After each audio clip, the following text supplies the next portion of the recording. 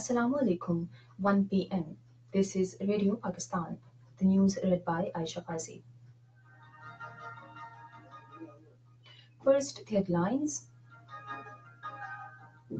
Interior Minister says recent wave of terror unleashed by Indian troops in occupied Kashmir will disrupt peace and stability in the region. Chairman of International Commission for Human Rights, in a letter to OIC Secretary General and EU President, has asked the Indian government to immediately stop human rights violations in occupied Kashmir.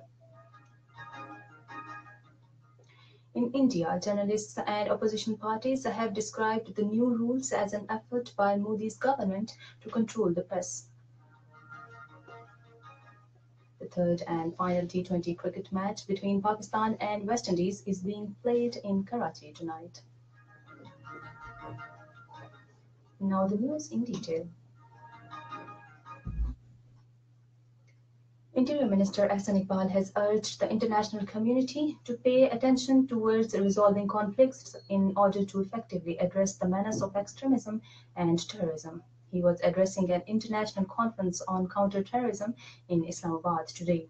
Voicing concerns over a recent wave of terror unleashed by Indian troops in occupied Kashmir, the Interior Minister said this will not contribute to bringing peace and stability to the region. He said responsibility rests with the world community to ensure that the blood and sufferings of any citizen, regardless of his faith and ethnicity, has equal sanctity. Otherwise, the terrorist outfits will exploit the situation to their advantage. As Iqbal said, we carried out Zarb-e-Azb-like operations from our own resources to flush out terror outfits. He said it is our national resolve to cleanse any sign of terrorism to achieve the objective of peace and development. He said our 60,000 people became a victim of terrorism, but this did not deter the resolve of the nation. He said narrative of peace and development is very clear to the nation. He, however, said that the war on terror is not over yet and we have to undertake collaborative efforts to achieve decisive victory. The Interior Ministry said the world publications are declaring Pakistan as an emerging economy in the world.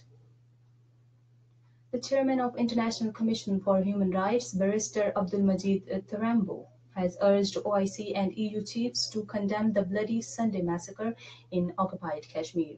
In a letter to the OIC Secretary General and the EU President, Barrister Abdulmajid Tarambo said that the Kashmiri protesters were met with mighty military power, including pellet guns, that killed several youth and injured more than 200.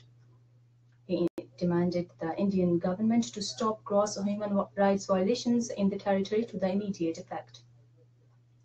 Meanwhile, Kashmiri American Council has strongly condemned the contentious action of the Indian armed forces in Shopian and Islamabad areas of occupied Kashmir, where 17 civilians were mercilessly killed and more than 200 injured. The KSE President Professor Imtiaz Khan, in a statement, pointed out that India has shown to the world once again that it prefers destruction to dialogue. Accountability Court Islamabad has resumed a hearing of Avonfield Properties reference against former Prime Minister Nawaz Sharif and his family members. Judge Mohammad Bashir is hearing the case. The defense lawyer is examining the prosecution witness and GIT head Wajid Zia. Meanwhile, the Accountability Court has adjourned the hearing of NAB reference against former Finance Minister Ishaq Dar till Thursday.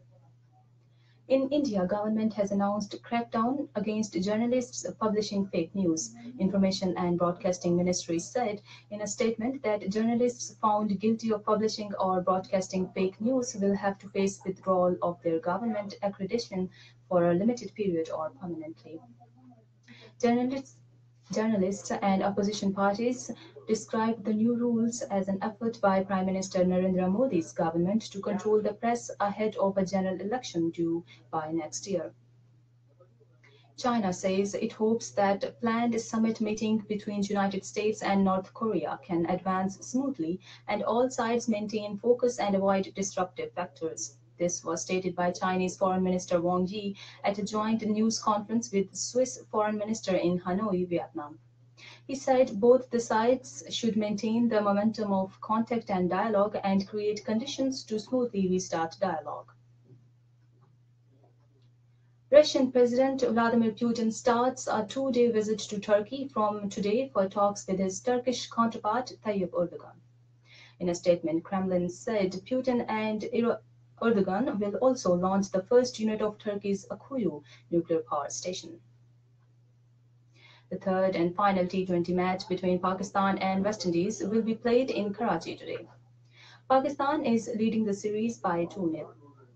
And that is the end of the news. For more news and analysis, log in onto our website radio.gov.pk and also watch live video streaming of our bulletins on the link facebook.com/Radio Pakistan News Official.